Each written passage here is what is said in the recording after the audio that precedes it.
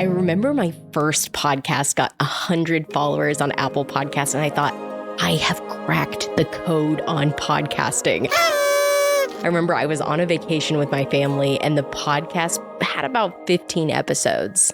I was on top of the world. Now, what I didn't know is that in the eyes of most advertisers and other podcasters that actually knew what they were doing, having 100 followers on a podcast is about as useful as having 100 followers on any other platform. In this episode, we'll talk about what options a podcast with less than 1,000 listeners has for monetizing, the strength of a loyal and targeted audience, and what I do to share the value of my podcast with advertisers, even though I have a relatively small listener base. Hello and welcome to Podcast for Profit. My name is Morgan Franklin. I'm a podcast producer, strategist, and educator. This podcast will help you create and grow a podcast that cuts through the noise of social media and speaks directly to your target audience. If you're ready to create a podcast that will align you with the experts in your industry, position yourself as a trusted leader, and create another source of revenue for your business, you're in the right place. Making money on the internet, or anywhere for that matter, is all about intentionality. You're not going to make a six-figure business by accident, and you're not going to wake up one morning and your podcast is worth $100,000. I think the concept of virality has tricked some people into thinking that making content isn't about intentionality and hard work and serving your audience. It's the luck of the algorithm. And, while some aspects of that might be true for social media, it couldn't be further from the truth for podcasts. There are rare situations where someone might stumble across your podcast just organically without any effort or promotion from you. But I'm telling you, those instances are very, very far and few between. But what does this have to do with you making money with a small podcast audience, right? From the beginning, from day one of you either creating your podcast or deciding that you do want to make money from this podcast, you have to think about the value you can provide. This is where intentionality comes into the fold, and you have to be laser focused on what you want. So let's go back to Morgan that summer in 2021, realizing on vacation that her podcast has 100 followers. So let me explain something about this podcast. It's a community lifestyle podcast. And while we did have a targeted audience, we didn't have a targeted audience to make money from, which is a very important distinction you'll see in just a minute. We were providing value, but we weren't providing a value that could easily be turned into money. We were focused on improving the listener experience and not really focusing on monetizing this podcast. And again, this is why having intentionality is so important, because for us in that moment, that was okay. We were growing a community of listeners and we weren't really too concerned with making money from them. Let's fast forward to earlier this year when I started this podcast that you're listening to right now. From day one, I was focused on making this podcast part of my client outreach and my business marketing.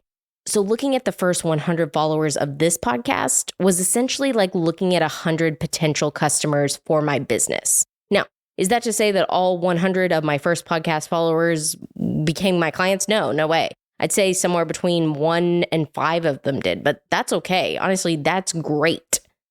The point I'm trying to get at here is that your intentionality and direction from day one is critical to the long-term financial success of this podcast. Because if people are coming for fun and entertainment and to hang out, turning that listener into a buyer is gonna be a long road.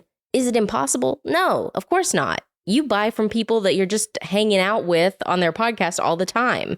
But will it take longer to convert them into a buyer? Most likely. No matter how you're trying to make money with your podcast, there's one thing all of us need to remember. There is nothing more important than having an audience that knows, likes, and trusts you. For all my marketers listening, I know this concept has been burned into our brains, but I think that that's one of the most universal truths across podcasting. People want to buy from who they know, like, and trust. But how do you do that? How do you create an audience that knows, likes, and trusts you from your podcast? First of all, if you can get them to listen to the podcast, I'd say that you're at least halfway there. I mean, I'd be hard pressed to think of too many situations where I listened to a podcast of someone that I had no idea who they were and I didn't like them. So let's just kind of take that out of the equation for a minute. We'll say that this person is already listening to your podcast, so they know who you are and they like you well enough to listen to your podcast. Now, how are you going to complete the holy trinity and make them trust you? Trust you enough to keep listening to you. Trust you enough to buy from you.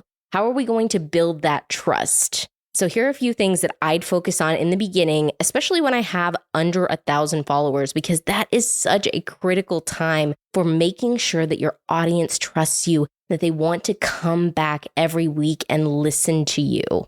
Make sure that you're airing episodes consistently. So many podcasters lose listeners and lose their own confidence in podcasting because they're not airing episodes consistently. And think about this. Why would you invest in a podcast or a podcaster that you didn't know if they were going to be posting new episodes? You wouldn't. And so this is the first line of building trust. Even in real life, we need to know that people are going to be where they say that they'll be and do what they say they're going to do. Next is having thoughtful and interesting information on your podcast episodes. This can mean so many different things, so I'm not necessarily meaning it to mean any specific thing, but don't just talk about what you want to talk about. Figure out who your ideal listener is and start making content for them and them only.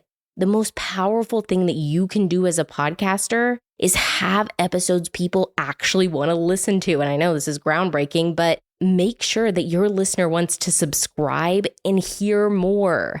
Here's my challenge for you. I want you to, at the end of every month, when you're looking at your downloads and you're trying to figure out how you did in the past month, sort your episodes from most downloaded of all time and most downloaded that month, and look at what people are downloading. Try to figure out what your audience wants to hear from you. And this might change over time. And that's why I say look at your entire podcast and then look at what's being downloaded this month. Lastly, have a measured approach to selling your own products or anyone else's. Don't recommend products if you don't use them yourself, especially in the beginning. We are being sold to as consumers and listeners and buyers 24/7. Don't be the influencer that you can't stand. And when you're selling, do it from an earnest place. That's okay. I love to hear people's genuine recommendations. And if you're partnering with a brand that you don't know very well, get to know them, know the product, know why you love the product. If you are selling, sell from the heart. So after you've taken a hard look at your podcast and your audience and how to build trust with said audience, how are you actually going to make money with less than 1,000 listeners? Like I said earlier, there's a big difference between 1,000 listeners that are following you for a variety of reasons. Let's say that you have a podcast that speaks to a lot of different demographics and listeners, and you'll just randomly pick up people here and there. There is a big difference between selling to a wide net audience and a highly specific targeted audience. The more that you can move towards that highly specific targeted audience, the easier that it will be for you to find advertisers, to find partnerships and affiliate codes, and to sell your own products and services, and even to create value with your podcast. No niche is too niche. I'll tell you about a podcast I produce for hairstylists entering the beauty industry. Now, most people would think if you're creating a podcast for hairstylists, it should be speaking to every hairstylist, right? At every different phase.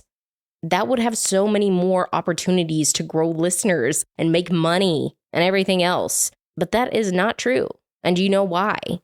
Because new hairstylists going into the industry have a totally different set of problems and opportunities and questions than stylists that have been in the industry for 5 or 10 or 20 years.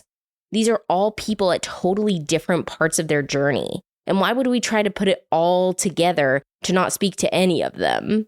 Because what about the week we do an episode for the stylist that's been in the industry for 20 years? And then the next week we do one for the stylist that has been in for 10 years. And then the week after that is for the stylist that's been in for 5 years. And guess what? We've totally lost that new stylist, and they're going to go look for a podcast that is actually giving them what they want and is the information that they need, because they don't care what the stylist that's been in the industry 20 years, they don't care about their problem. So you've just lost your listener because you are not speaking to them. Don't be afraid to go into your niche and dig into your message and speak to that one person at that one time. You're not losing out on having more listeners by doing this. You are telling that one person that you created the podcast for, hey, I made this for you. And then when you're selling to them, it's that much easier to have 100 listeners that you've cultivated and say, hey, I made this podcast for you. And then you proved over time by building their trust. Remember the know, like, and trust. That is how you are going to make money with 100 listeners when someone with 10,000 listeners can't sell anything. A friend to all is a friend to none. So make sure that you know exactly who you want to be friends with through this podcast and speak to them directly. Speak to them every week. Speak to them from your heart and speak to them when you're selling.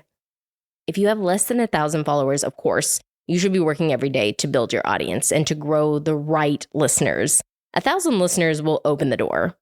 100,000 listeners will build the house. But there's still some things that we can do at every point of our podcasting journey to make money with our podcast. So first and foremost, I think you know what I'm going to say. It's selling your own products and services. Now, what if you're thinking, Morgan, I don't have any products and services.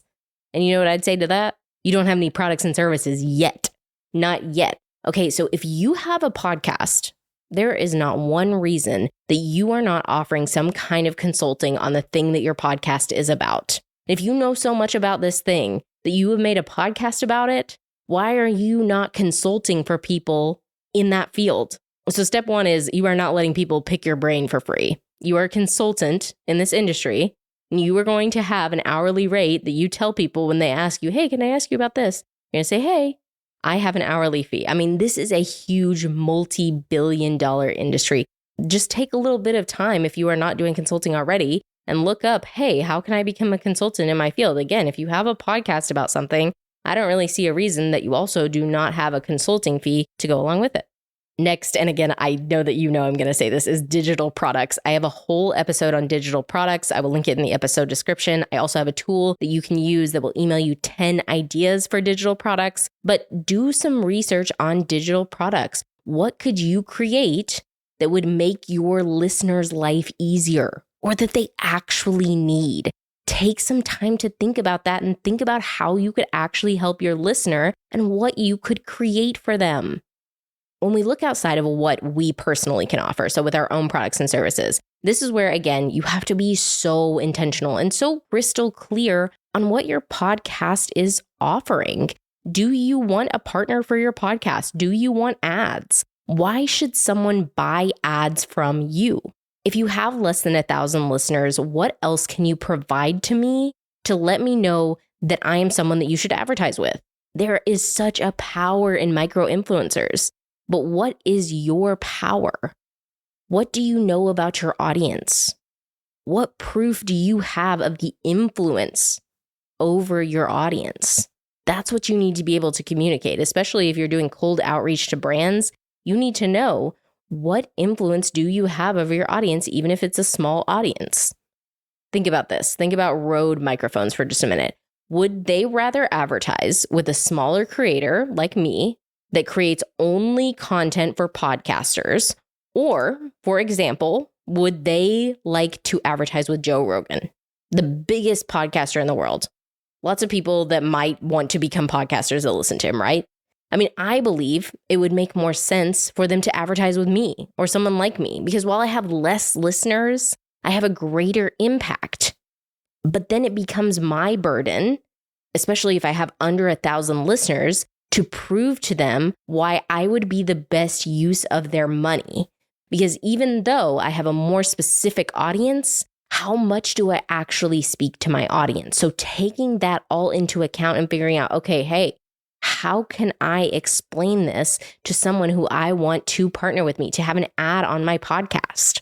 And I think one of the easiest ways to do this is to have a media kit. I have a media kit template that you can customize or you can make your own, but show up looking like the person who is someday going to have 1 million listeners. Show up like the podcast that you want to be. The next thing is affiliate marketing. And whether you're doing it with a brand that has a bigger program or you are asking a smaller business to give you a promo code, start with affiliate marketing, especially if you are not getting any bites from traditional ads. They only have to pay you money when they make money. So usually businesses are way more open to giving smaller creators a chance. And that's why I always bring this up when I'm trying to help people who are new podcasters get some kind of revenue coming through their podcast. Think about affiliate marketing. Think what you can speak on passionately and that you could actually get people to buy because you know it works so well. Ask these people if they have affiliate marketing and how can you get involved with their business. You have to ask for what you want and you have to ask for it directly, especially as a smaller creator. Especially when you don't have the clout that other podcasters might have. But the beauty of podcasting is it's still a very new industry. And most of the time, people don't fully understand how it could be of value to their business or brand.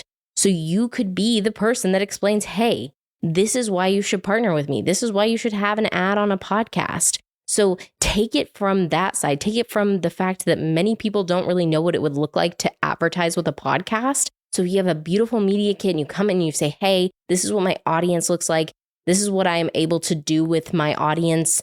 That can be their introduction to podcast advertising. And you don't have to worry about all those bigger podcasts because they've never even talked to a podcast before. Before we go, there are 2 creators that I want you to look up sometime this week or when you're done with this episode. If you don't know them already, the first one is Clouse. I hope I'm saying his last name right. With Creator Science is his podcast name. The other one is Lloyd George. He is a UGC expert. And I think that they just both have so much information to share with small creators on how to make money. And more importantly, how and what it will take. I'll link the information for both of them in the episode description. If you have less than 1,000 listeners and you want help making a monetization plan, please book a free 30-minute exploratory call with me. I'd love to help you out. I've been where you are. I know what you're going through. If you want to use my digital product idea tool that will also be linked in the episode description with my customizable podcast media kit. And as always, I can't wait to listen to your podcast. Hey, thank you so much for joining me on this episode. If you enjoyed the podcast and you'd like to hear more episodes like this one, go ahead and subscribe to the show. New episodes air every Monday morning. And if you found this episode valuable and you want to help other business owners and podcasters, will you leave me a 5-star review? It helps the show rank higher in the charts and brings more entrepreneurs the information they need to start making money on their podcast.